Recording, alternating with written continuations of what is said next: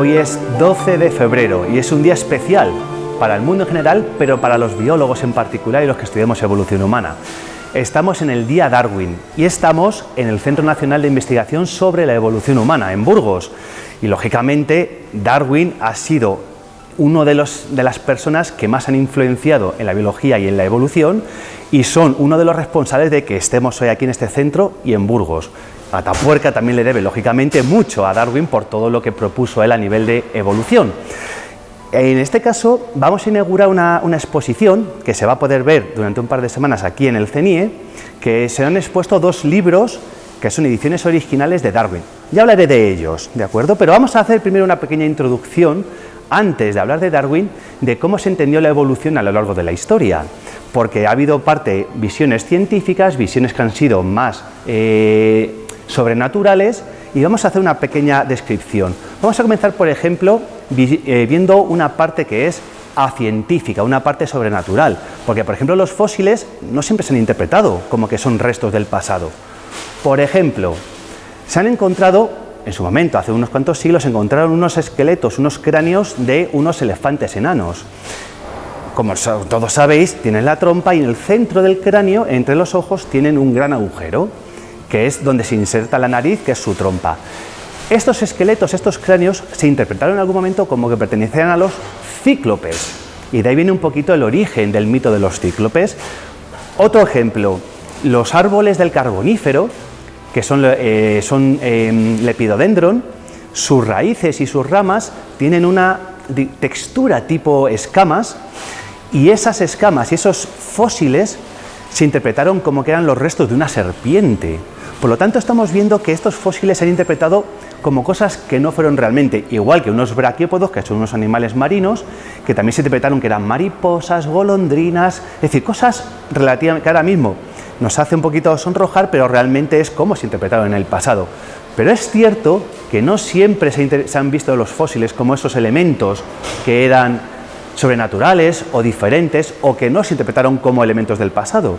También había científicos y personas que los vieron desde un punto de vista mucho más natural. Podemos comenzar la historia incluso en el pasado, en la época de los neandertales que coleccionaban fósiles, gasterópodos, etc. Pero si vamos a la época ya de los griegos como Aristóteles ya veían los fósiles como organismos del pasado, pero en ningún caso desarrollaron teorías evolutivas sobre ello. No visionaban ese transformismo, esa mutación de una especie hacia otra. Sin embargo, tiempo después, en el mundo árabe, en la zona de Bagdad, hubo otro naturalista, se llama Al-Jahiz, que hizo un libro que es absolutamente brillante, que es el libro de los animales, donde hay unas láminas que son preciosas, y fue quizás el primero que ya empezó a dar una noción de un cambio de una especie hacia otra, en un comentario muy breve dentro del libro, pero fue el primero que dio una pequeña noción sobre ese cambio. Ya si nos vamos unos cuantos siglos después, porque entre medias tenemos la Edad Media, que fue, digamos, una época muy conservadora, donde la Iglesia tiene un poder enorme, llegamos a la época francesa. Los franceses, con Lamarck, Cuvier y Buffon, han sido, digamos, los precursores de las ideas evolucionistas que tenemos actualmente. Por ejemplo, con Georges Cuvier tenía esa visión del catastrofismo, esa interpretación de los fósiles. De hecho, se considera uno de los padres de la paleontología, a Georges Cuvier. Luego tenemos también a Lamarck, que Lamarck se considera como el primer naturalista científico que propuso una hipótesis, un método de mutación de las especies, que es el famoso ejemplo de la jirafa, que necesita tener el cuello más largo para conseguir los alimentos que están en la copa de los árboles. Pues fue el primero que propuso una hipótesis evolutiva. Buffon también se dedicó, lógicamente, a integrar todo el conocimiento que había francés, se dedicó también a coger los datos paleontológicos y a hacer unos libros que son clásicos ahora mismo dentro de la literatura naturalista. Con estos precursores franceses nos cambiamos de país y nos vamos a Reino Unido, donde tenemos a dos científicos que han sido, digamos, claves en las ideas de la evolución, que han sido, por un lado, Charles Darwin, a quien homenajeamos hoy, que hace 215 años de su nacimiento, que es por lo que se celebra hoy el Día de Darwin, y otro compañero suyo que es Alfred Russel Wallace, que ya lo comentaremos dentro de un ratito, que también tiene mucho que ver con su hipótesis de selección natural como mecanismo de evolución. Vamos a hablar un poquito sobre el libro quizás más importante lógicamente de la literatura de Darwin, pero diría más importante de la biología que existe actualmente, que es On the Origin of Species, el libro del origen de las especies de Darwin. Darwin lo publicó por primera vez en 1859 y fue un libro que se vendió prácticamente un mes, los 1250 ejemplares que salieron publicados en Londres por la editorial John Murray. ¿De acuerdo? ¿Por qué lo escribió? Básicamente porque poco tiempo antes, quizás 1 año, 2 años antes, había recibido una carta de Wallace, que él estaba en la zona de Indonesia, diciendo que había descubierto o que él consideraba que la selección natural, aunque no lo llamaba así, pero sí que describía la selección natural como el mecanismo que Darwin también tenía en mente después de su gran viaje en el Beagle, que se produjo entre el 31 y el 36. Entonces, cuando recibe Darwin esta carta, entre comillas, saltan las alarmas. Sus compañeros, como Charles Lyell, el padre de la geología, o Thomas Henry Huxley, que se le apoda como el Bulldog de Darwin, le animan a escribir rápidamente este libro y lo publica en 1859, en noviembre. Desde esa publicación hasta su edición final, y cuando me refiero a edición final me refiero al libro El origen de las especies, que él ya no modifica nunca, que es la sexta, se produce en 1872. Entre medias, entre el 59 y el 72, salen 6 ediciones de Darwin, del origen de las especies, en las cuales siempre hay cambios en el texto, porque él va recibiendo cartas, va recibiendo críticas y él va integrando todos esos comentarios dentro de este libro. En este caso, en esta exposición, tenemos este libro de la izquierda, es el On the Origin of Species, de Darwin, que es la 5ª edición, publicada en 1869. Y es la primera edición, y me gusta recalcar esta parte con la frase que tenemos aquí arriba en el cartel, porque es la primera vez que Darwin menciona la supervivencia de los más aptos dentro del libro.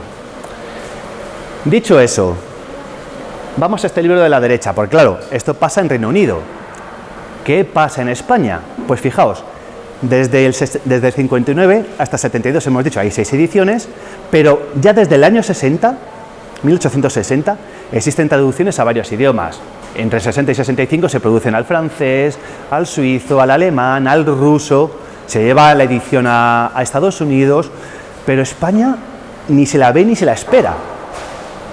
Sigue estando ahí como que no llega a las ideas de Darwin. Entonces, ¿cuándo se produce la primera traducción al español del origen de las especies de Darwin? Se produce en 1877, 18 años después de la publicación de la edición original de Darwin en el 59. 18 años después. ¿Por qué pasa tanto tiempo? ¿Por qué en España estas ideas llegan tan tarde? Pues básicamente por la situación de política del país. Es un país que en aquella época era muy conservadora, tenía mucho peso la Iglesia, reinaba la Isabel II de España, que estuvo desde el 33 hasta el 68, que se produce la Revolución Gloriosa, en 1868. Era una reina que era muy fácilmente influenciable y la Iglesia hizo muchísimo porque estas ideas no penetraran en el país. La reina Isabel II fue una de las grandes frenadoras de las ideas darwinistas, precisamente porque estaba muy influenciada por la Iglesia.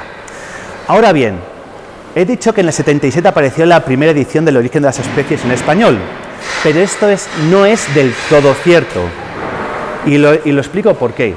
En el 72 se produjo un primer intento de traducción al español, y digo un intento porque no se tradujo el libro completamente, sino que se tradujo en partes, se iba a publicar por fascículos el libro, y precisamente el primer capítulo salió en 1872 y tenía una introducción que me iba a permitir leeros, ¿vale? Porque creo que da pie a pensar por qué pudo ser un freno. Mirad, el prólogo de este primer intento de traducción parcial del origen de las especies decía: como verán los lectores, la autora de este prólogo y la traductora de la obra de Mr. Darwin no tienen nada de católica, ni siquiera de cristiana, Para ella, la naturaleza lo constituye todo.